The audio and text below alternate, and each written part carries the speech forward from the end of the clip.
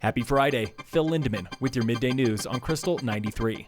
We were taking laps out at Keystone this morning, talking to folks making their first turns after a very long hiatus. I deferred my pass last season because of COVID, so I'm really looking forward to today. That was Scott from Denver. Booting up in the parking lot was Dane, your newest snowcat operator at Keystone. We went through our training last week. There's a lot of new hires out here, and there's a lot of people getting used to the mountain. So getting familiar with the machines in the mountain.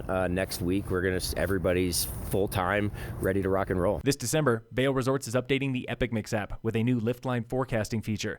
It tells you what chairlifts will be the busiest before the day even begins. So, take it or leave it. Oh, absolutely, for sure. I love that. I hate waiting in lines. Like, that is the one thing after traveling with airports everywhere.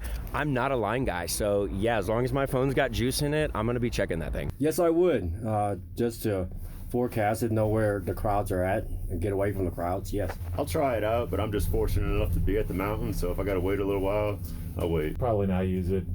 Lift line forecasting is based on data Vail has collected since 2015 in the early days of Epic Mix.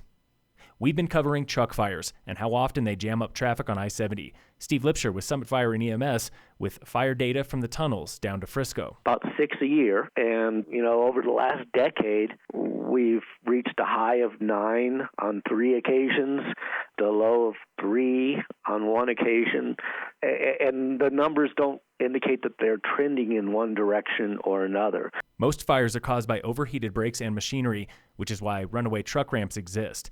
And Sergeant David Everett with State Patrol has seen a troubling trend. We have noticed an increase in truck ramp use. In 2019, we had 12 instances where trucks used truck ramps around the state, and in 2020, we saw 33. This year, total across the state is 32, on pace to break last year's high mark. We have found that 83% of the drivers that use the truck ramps are from out of Colorado. And then of that 83%, 90%, the drivers have less than 5 years of experience. These officials agree that preventing truck fires depends on experience, education, and training. Tune in this afternoon for input from CDOT. The Aspen-area's largest outbreak of COVID-19 is spreading through the Rockies. Krystal 93's Tony Morrow. Residents from more counties in Colorado have been added to the list of those infected with COVID during a hockey tournament 2 weekends ago in Aspen and Glenwood. Summit County is now on the list. The Aspen Times reports that the number of COVID-19 cases rose more than 50% yesterday. No hospitalizations have been reported from the outbreak. I'm Tony Morrow, Krystal 93 News. Pitkin County officials are now on the offensive. If hospitals there hit capacity, they will bring back indoor capacity limits and mandatory face masks. Summit is now planning for a possible hospital surge here. Capacity at St. Anthony's remains stable, less than half full.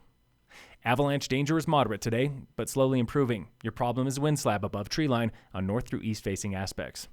In sports, the Nuggets lost to the 76ers yesterday, 103-89. Tonight, the Nuggets play the Bulls at 7. The Avalanche face the Kraken at 8. And in local sports, brought to you by Cassandra Schultz & Associates with American Family in Dillon.